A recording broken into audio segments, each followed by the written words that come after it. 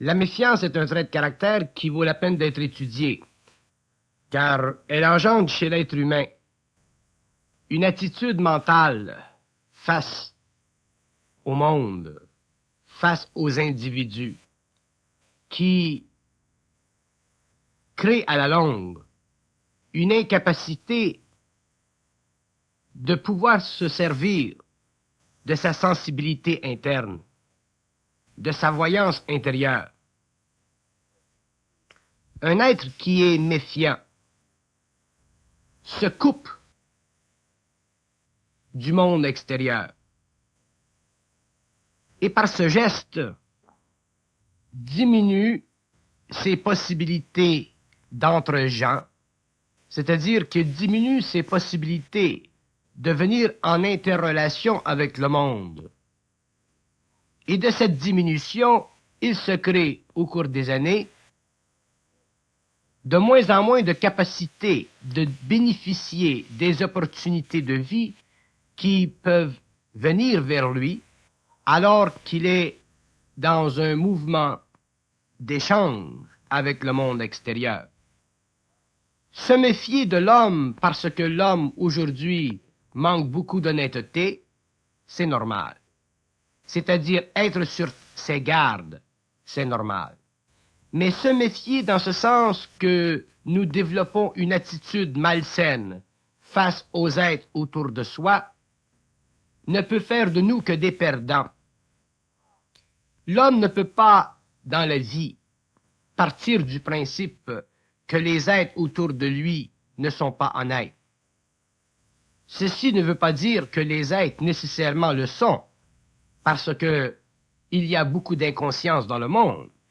Mais si un être humain manifeste une ouverture de conscience vers l'autre, s'il manifeste des vibrations réellement créatives vers une autre personne, et qu'en même temps, il se garde toujours une marge de manœuvre, c'est-à-dire un espace libre où il peut se retirer au cas où la malhonnêteté serait évidente, à ce moment-là, l'être se donne de pouvoir bénéficier de l'échange entre lui et le monde extérieur. Un homme ne peut pas vivre seul dans la vie.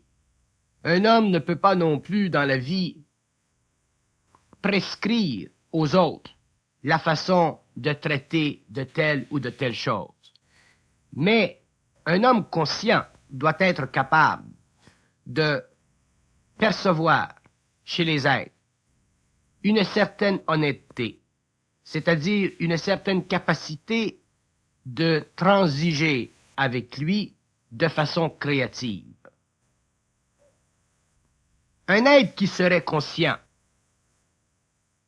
et qui rencontrerait une personne dite malhonnête pourrait facilement renverser la polarité, pourrait facilement ramener la personne malhonnête vers lui, parce que toute personne qui est malhonnête, souvent l'est, parce que déjà elle a été maltraitée dans la vie. C'est une sorte de cercle vicieux que personne ne peut briser. Il y a beaucoup de gens qui sont devenus malhonnêtes parce que eux-mêmes ont été traités de façon malhonnête.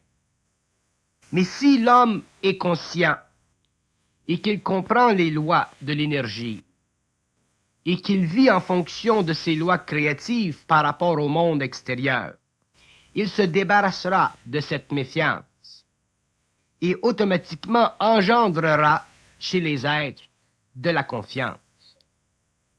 Un être qui n'a pas de méfiance, mais qui est conscient, engendre chez les autres une certaine conscience, une certaine ouverture d'esprit, une certaine relation qui peut bénéficier les deux.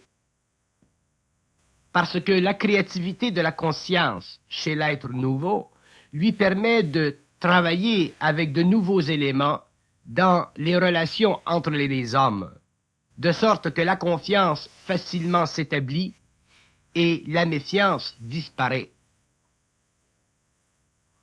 Il y a des hommes, des êtres qui sont tellement méfiant par rapport à l'extérieur qu'il se crée graduellement au cours des années une sorte de barricade.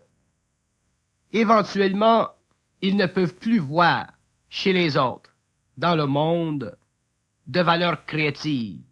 Ils ne font que ressentir des valeurs subjectives. Et ceci est une erreur, ceci est une illusion, parce que l'homme, dans le fond, préfère travailler en relation harmonieuse avec des hommes que de travailler sur une base de méfiance comme nous le découvrons aujourd'hui dans la société moderne. Mais il faut que quelqu'un, dans le temps, fasse le premier pas.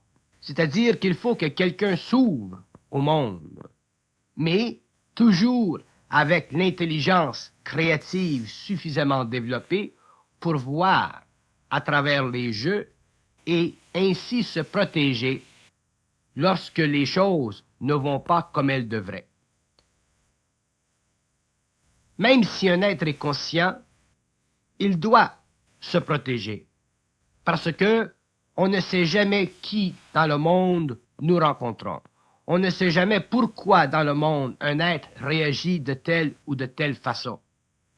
Et à partir du moment où l'homme conscient se protège lui-même, mais qu'il s'ouvre en même temps au monde, il commence à bénéficier d'une plus grande relation, d'une plus grande capacité d'échange et, évidemment, à long terme, d'une plus grande capacité de bénéficier de ce que d'autres personnes dans la vie peuvent lui apporter ou lui ouvrir de portes.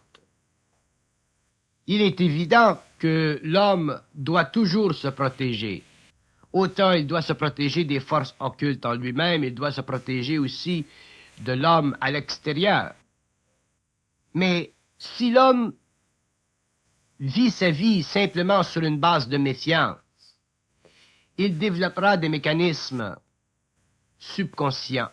Il développera une sorte de réflexologie qui fera de lui un être apte à s'emprisonner de plus en plus et à se séparer du monde extérieur, de sorte que sa vie à long terme, au lieu de s'enrichir, deviendra de plus en plus appauvrie.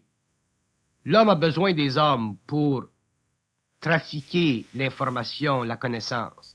Il a besoin des hommes pour échanger sur la nature des événements, sur les possibilités de vie, afin que les hommes ensemble puissent construire.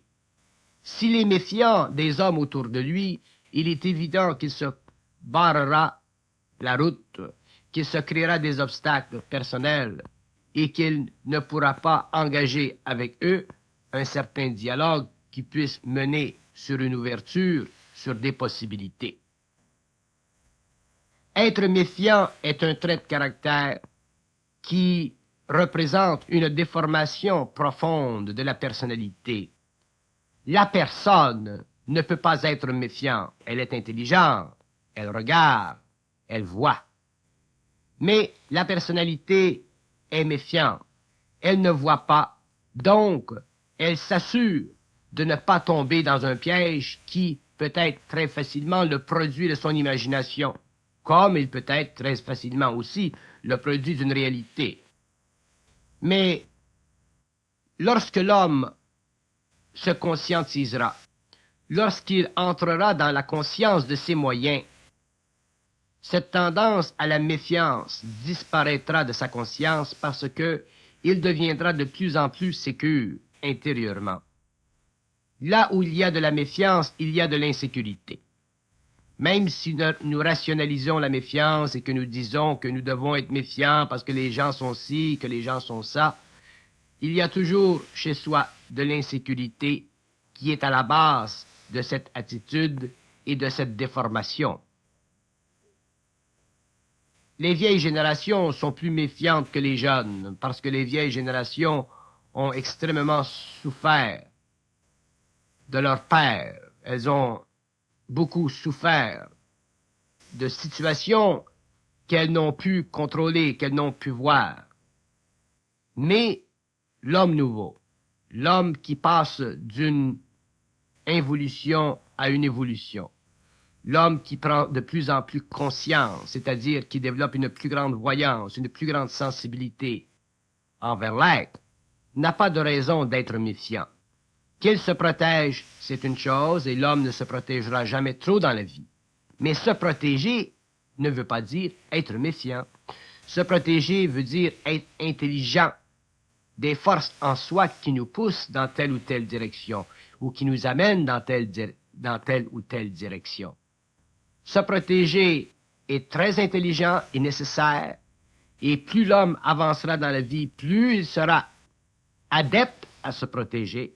C'est pourquoi il sera de plus en plus capable de voir au-delà des conditions actuelles, mais ceci ne veut pas dire qu'il sera méfiant. Être méfiant est un débalancement de la conscience, une incapacité chez l'ego d'être libre dans son intelligence. L'homme qui est méfiant est forcé de vivre d'une énergie émotive et de colorer son mental à un tel point que s'il ne fait pas un contrôle de cette situation, il en viendra un jour à passer de la méfiance à la paranoïa, autrement dit à cette maladie mentale avancée de l'homme qui n'est plus capable de voir l'équilibre entre lui et le monde. Donc la méfiance, c'est très mauvais. C'est une chose ou une attitude que nous devons regarder de près, que nous devons nous habituer à éliminer de notre expérience psychologique, afin de pouvoir développer de nouveaux outils pour nous éclairer dans la vie et nous faire avancer en relation avec les hommes. Les êtres qui souffrent de méfiance sont des êtres qui manquent trop d'intelligence pour voir dans les autres êtres de l'intelligence. Autrement dit, un être qui serait capable de voir dans un autre être une intelligence réelle ou un certain niveau de conscience réelle, manifesté à travers des formes plus ou moins subjectives, serait capable de percevoir chez l'autre de l'intelligence, donc sa méfiance ne serait plus nécessaire. Tous les hommes veulent vivre en relation harmonieuse avec les hommes. Ceci fait partie de la nature humaine, ceci fait partie de l'esprit dans l'homme. Il y a naturellement des obstacles à cette évolution de vie, à cette évolution de relation. Mais ce ne sera pas la méfiance qui va aider l'homme à progresser dans ses relations, parce que la méfiance est effectivement un aspect négatif de la conscience. Et comme elle est négative, elle ne peut pas bénéficier d'une lumière suffisamment grande pour qu'elle neutralise cette attitude qui, chez certaines personnes, est extrêmement avancée. Il y a des gens qui sont tellement méfiants des autres, qui sont quasiment paralysés dans leur relation avec le monde. Et ce n'est pas surprenant que ces êtres, souvent, vivent des vies très isolées, parce que la méfiance mènera demain à l'isolation.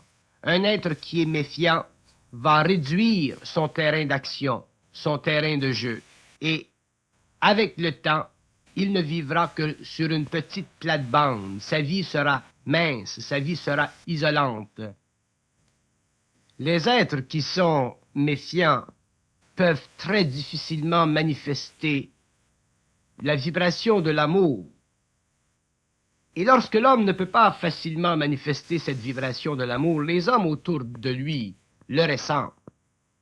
Et naturellement, s'ils le ressentent, ils ne partageront pas avec lui une assise de relation.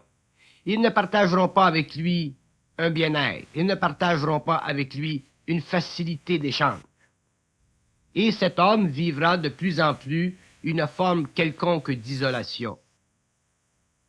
Pour briser la méfiance, il faut pouvoir aimer. Mais aimer d'une façon ouverte, de soi vers le monde, et non pas simplement aimer d'une façon fermée, de soi vers soi. Il y a des gens naturellement qui sont méfiants et qui aiment leurs proches, qui aiment les êtres très près d'eux parce que ces êtres ne les menacent pas. Mais ceci est un amour partagé, c'est un amour conditionné, c'est un amour qui fait leur affaire. Mais ils ne sont pas capables d'aimer l'extérieur. D'aimer l'extérieur dans ce sens de pouvoir librement échanger avec l'extérieur, parce que l'échange libre avec l'extérieur est une forme d'amour. Un être qui est méfiant ne peut pas mesurer ou prendre mesure de sa voyance intérieure, c'est-à-dire de son intelligence interne, parce que son attitude bloque le mouvement naturel de sa vision créative envers le monde. Donc l'être qui est méfiant, non seulement se coupe-t-il du monde extérieur, mais aussi il se coupe de lui-même. Et c'est ici que la méfiance est dangereuse. Non pas simplement parce qu'elle empêche l'homme d'établir des liens créatifs ou valables avec d'autres hommes, mais parce que elle le force, lui, à développer une carapace à travers laquelle sa lumière ne passera plus éventuellement. La méfiance aussi mènera les êtres à vivre une certaine solitude, à vivre une certaine forme de vie qui ne va pas dans le sens créatif de leur conscience, mais qui est le résultat ou l'expression de la fermeture de leur relation avec le monde. La méfiance, effectivement, appauvrira l'homme, appauvrira sa vie, asséchera le terrain où il devrait naturellement pouvoir facilement planter des graines afin que poussent dans son expérience les fleurs de toute possibilité. Donc cet homme diminuera ses possibilités et il sera obligé avec le temps de s'assurer de plus en plus d'être lui-même capable de se donner une suffisance, parce que ses relations avec le monde ne pourront plus lui permettre de se créer une suffisance de vie, puisque il aura coupé les ponts entre lui et les hommes à cause de sa méfiance. L'homme n'est pas une île en elle-même.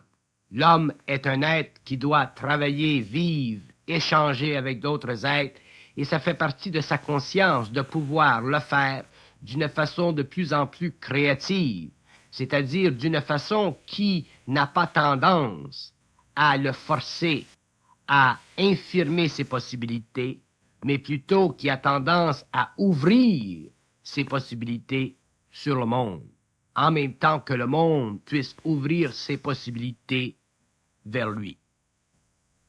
Un être qui est méfiant endurcira la qualité de ses relations. Il deviendra de plus en plus dur, de plus en plus difficile d'échanger avec lui, de trafiquer avec lui, de troquer avec lui. Et cet endurcissement des veines de l'échange réduira ses possibilités. Dans toute relation humaine, il y a un partage. Un homme n'a pas toute la vérité, l'autre homme n'a pas toute la vérité, donc entre deux hommes, il doit se passer suffisamment d'énergie pour que les deux êtres puissent voir que derrière leur vérité et derrière la vérité de l'autre, il y a une synthèse qui puisse se faire et qui puisse bénéficier les deux hommes. À ce moment-là, la méfiance n'existe plus et les deux êtres peuvent facilement travailler ensemble et se donner sur le plan matériel accès à des possibilités intéressantes reliées à leur conscience créative. Mais si l'homme qui est méfiant ne s'ouvre pas au monde, il s'apercevra avec le temps que le monde naturellement se fermera à lui, parce que le monde est beaucoup plus indépendant d'esprit que lui ne peut se l'imaginer. Donc, éventuellement, il vivra de plus en plus seul, sa vie deviendra de plus en plus ralentie, et il ne pourra pas bénéficier de cette grande mobilité qui existe entre les hommes qui sont capables de vivre d'une certaine confiance mutuelle, sans pour cela perdre le contrôle de leurs propres exigences. Être méfiant, c'est un peu une petite maladie de l'esprit, dans la mesure où ce n'est pas trop avancé, la maladie. C'est un peu une petite maladie de l'esprit. C'est une façon à l'esprit de ne pas répondre à l'esprit de l'autre, Donc c'est une façon à sa propre lumière de ne pas éclairer le monde. C'est une façon à sa propre lumière de ne pas pouvoir dépasser les limites psychologiques d'un ego qui a été formé, conditionné par des expériences passées, mais d'où il a été incapable de se libérer ou de se sortir parce que il n'avait pas suffisamment en lui accès à de la lumière qui pouvait faire éclater son insécurité de base. Il ne s'agit pas pour l'homme de se lancer dans la gueule du loup dans ses transactions avec le monde. Il s'agit pour l'homme de voir jusqu'à quel point, dans ces transactions, il y a des possibilités créatives qui puissent servir les deux côtés. Mais si l'homme est méfiant, il se méfiera des gens autour de lui, et sa méfiance éventuellement éteindra en lui la moindre source de lumière, et sa vie deviendra de plus en plus sombre, de moins en moins éclairée et de plus en plus triste.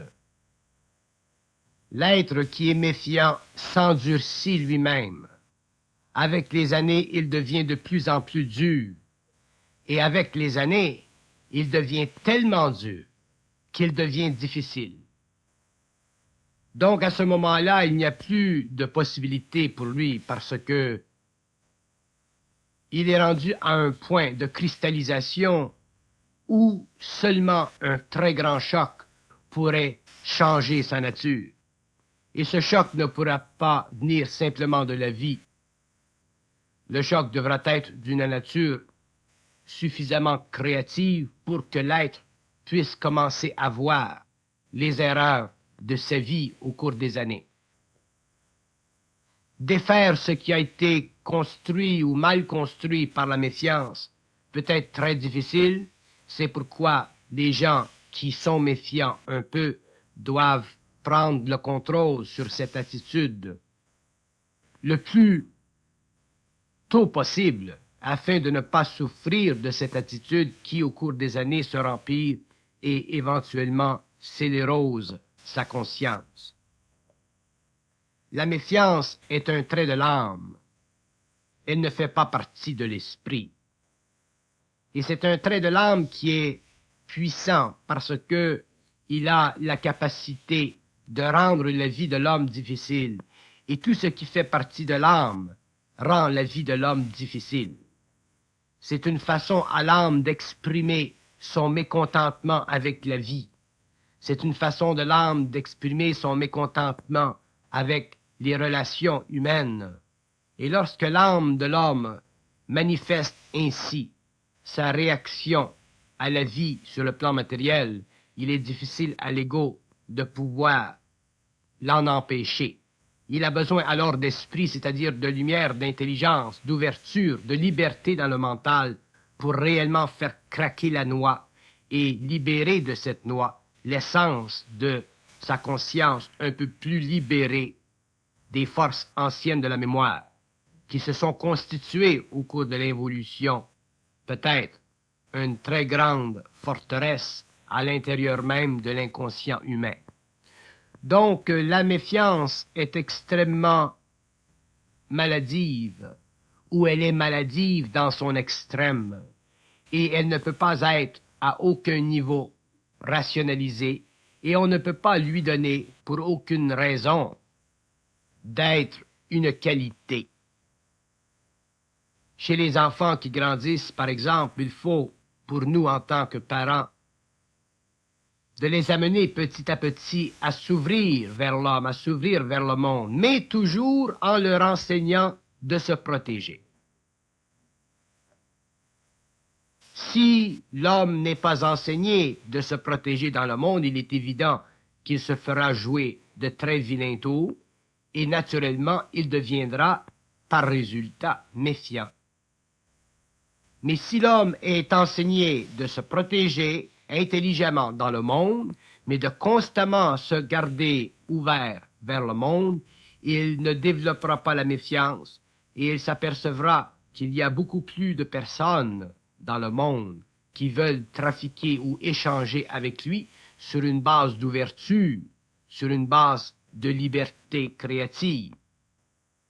Et c'est là que l'homme pourra facilement se découvrir des amitiés, des liens, des collègues avec lesquels il pourra travailler de façon ouverte, de façon intelligente et ainsi s'assurer une continuité dans les relations humaines qui, à long terme, lui apporteront une plus grande abondance, une plus grande possibilité d'échange, une plus grande possibilité d'expression. Perdre la méfiance dans un sens et dans la mesure où nous nous protégeons, c'est s'enrichir. Développer la méfiance, c'est s'appauvrir. La méfiance ne peut pas constituer pour l'homme une sécurité. L'être qui est méfiant, qui croit se protéger contre les hommes, vit une très grande illusion, parce que il se barricade. Et lorsque nous nous barricadons, les vivres ne passent pas. Et vient un temps où les vivres ne passent plus. Donc, se méfier équivaut à créer un blocus entre nous et les hommes et à s'assujettir un jour ou l'autre à une privation des provisions. Par contre, l'homme doit se protéger fermement dans la vie, afin de ne pas vivre d'expériences négatives, afin de ne pas vivre d'expériences point final. Plus il apprendra à se protéger d'une façon créative, autrement dit, plus il sera intelligent dans ses relations humaines, moins il aura besoin de méfiance, plus il sera capable de se structurer des relations en fonction d'un bien-être pour lui et pour les autres. À ce moment-là, le jugement qui interviendra dans les transactions humaines sera un jugement bien accepté par les deux parties et l'homme pourra ensuite faire de bonnes affaires. L'être méfiant trouvera difficile de se faire de bons amis, parce que pour avoir de bons amis, il faut aimer, il faut pouvoir échanger, il faut pouvoir donner. Et sans amis dans la vie, cette dernière devient plus difficile. Nous sommes obligés de traiter plus souvent avec des étrangers. Alors qu'un homme qui ne connaît pas la méfiance, un homme qui est ouvert, un homme qui, dans un même temps, se protège avec intelligence, peut se faire beaucoup d'amis. Et lorsqu'il traite dans la vie, au lieu de traiter avec des étrangers, il traite avec des amis. Et ainsi, ces relations humaines grandissent de façon convenante à sa sensibilité, à son intelligence. Et le partage de la vie devient plus facile, plus intéressant. Les ouvertures, les possibilités deviennent plus grandes. Un homme qui n'a pas d'amis est un homme qui déjà souffre de méfiance. Et cette souffrance peut l'amener éventuellement à voir sa vie se renfermer autour de lui comme un cercle qui va de plus en plus vers le centre, un cercle qui va de plus en plus vers l'étreinte, la contrainte de l'être. Être méfiant est essentiellement anti-vie, anti-échange, anti-lumière, anti... Il est difficile de regarder dans cette attitude profondément et d'y voir quelque chose de réellement valable. Il est difficile d'y voir un aspect qui vaut la peine d'être retenu. L'homme doit échanger la méfiance pour la protection intelligente de soi. Si on se protège intelligemment soi-même dans nos relations avec le monde, nous ne sommes plus méfiants. Nous ne sommes que des êtres qui nous empêchons de souffrir de l'inconscience des autres. Mais ce n'est pas parce que nous nous protégeons contre leur inconscience ou leur action inconsciente que nous sommes méfiants. Les hommes ne sont pas parfaits, les hommes ont de la bonne volonté, mais aussi les hommes ont des réactions subjectives. Et c'est contre ces réactions subjectives, et aussi c'est contre des événements futurs que personne ne connaît, que nous nous protégeons. Il y a des relations humaines qui s'établissent dans un temps sur une base fraternelle et qui, des années ou des mois après, deviennent vinaigres. Pourquoi? Parce que les êtres ne se sont pas protégés intelligemment. Donc, l'être qui est méfiant doit prendre conscience de cette attitude. Il doit prendre conscience de cette déformation de l'âme à travers l'ego. Il doit prendre conscience que la méfiance ne peut pas le servir, qu'elle le desservira à long terme, et il doit changer d'outil de travail dans ses relations humaines. Il doit passer de la méfiance à la protection personnelle intelligente. Donc, deux êtres qui entreraient dans une action contractuelle, si ces deux êtres se protègent mutuellement de façon intelligente, ils se protégeront contre des événements futurs qui leur auraient nui dans leur relation. Mais ils ne se protégeront pas nécessairement contre eux-mêmes. Autrement dit, si un être A se protège intelligemment dans une transaction contre un être B, ce n'est pas contre l'être lui-même qu'il se protège. Il se protège contre des événements ultérieurs qui pourraient envenimer leur relation.